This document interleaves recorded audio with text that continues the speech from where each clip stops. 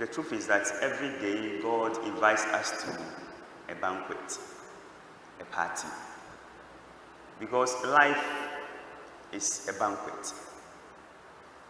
Before you were born, God had prepared everything for you. Free air, free water. See, everything is ready.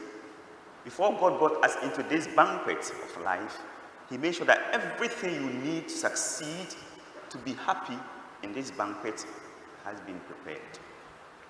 And so you came into the world, living your banquet life from day one. And some of us are still living our banquet life. But if you listen to the first reading from Isaiah, he was giving them a promise of something to come. That look, on God's holy mountain, he will feed his sons, he will feed his daughters. Anyway, the mountains, whenever mentioned in the Bible, the scriptures, stands for the presence of God. And you see, in God's presence, on the mountain, we are told, he gives them the choices of food, the choices of wines. His best selection, so to say. This morning, this place, God has called us to his mountain, and will feed us with his best of selection, the bread of life, the food of life, the food of angels. The problem about some of us, all of us I should say, is that sometimes we ignore this invitation. And that is why the gospel here is so well. One, the king had prepared everything, so they didn't have to pay. He didn't ask them to pay any tickets to come in. Free, just come. We hear that the people ignored his message and even mistreated others. Then look at the second part of it. They gave excuses. I don't know whether you are giving God excuses for not coming to communion, for those of us who are supposed to. For the last 1 year, you are giving him excuses why you wouldn't participate in the bread of heaven, this holy communion, this Eucharist. It is enough. The excuses are enough. He doesn't need our excuses. So they gave excuses and then they went off.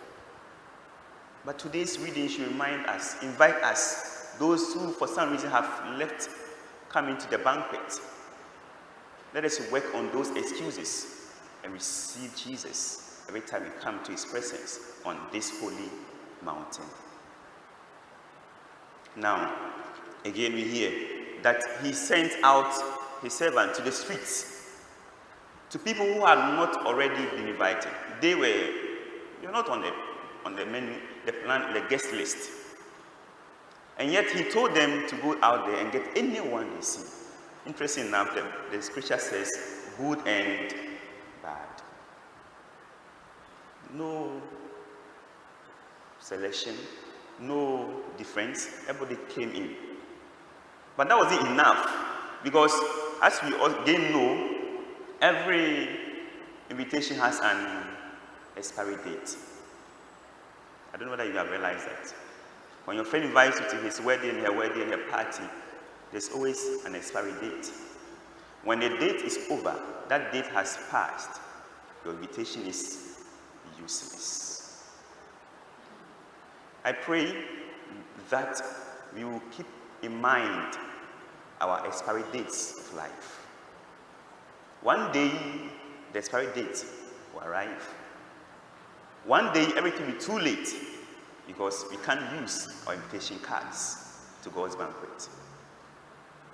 Let us remind ourselves of making use of the opportunities God gives us every day, every Sunday, every month. Pay heed to the expiry date of your life. Life has an end. Then we hear of this man, how he got in, we don't know, but he was there. Not in wedding garment. He was sent out. For one reason, because if God invites you to the banquet, he expects you to dress like a man, a woman for the banquet. So you can't be a Catholic and say that, or be a Christian, and then you don't say what I do doesn't matter. Christianity is more than words, it is action. God needs us to be in our wedding garments every day. Are you in your wedding garment? That is the lifestyles we live anyway. Our lifestyles are the wedding garments we wear every day. Let us check them. Maybe you have to change our garments, some of us. Because what we are wearing will not fit us for the banquet. As you go through the rest of this holy encounter with God, whatever garment you are wearing that is not a wedding garment for Christ, this week, whatever garment you are wearing that is not a wedding garment for Christ, this month, that is, put them aside and wear the wedding garments. Because one day you come and do the check. You come and do the check. I've been a Catholic for many years. I'm married for that many years. I've been in this society. I've been held those positions. They are not enough. The wedding garment. I will end with what we know in Revelation chapter 3, what we call the chapter 3, when John writes, "Behold, I stand at the door and knock. If any man, any woman listens to me and opens to me, I'll come in and dine with him." This is Jesus speaking. You know, the man who painted that beautiful art, Common Hand, the English artist, had his little son look at him and ask, "Daddy, but why wouldn't he go in?" A little boy looking at the picture of Jesus knocking on the door. So, "Daddy, why wouldn't he go in?" The artist turned to his little boy, replied, "Son, because the latch, rather the lock, is on the inside." The lock is on the inside. It is for us to open up to Jesus. He's knocking every day, every week, every month, every year. But the lock is on the inside. He can't force himself into your life. The choice is ours. The choice is yours. May we hear his voice. May we have the courage to open for him to come and dine with us. Amen.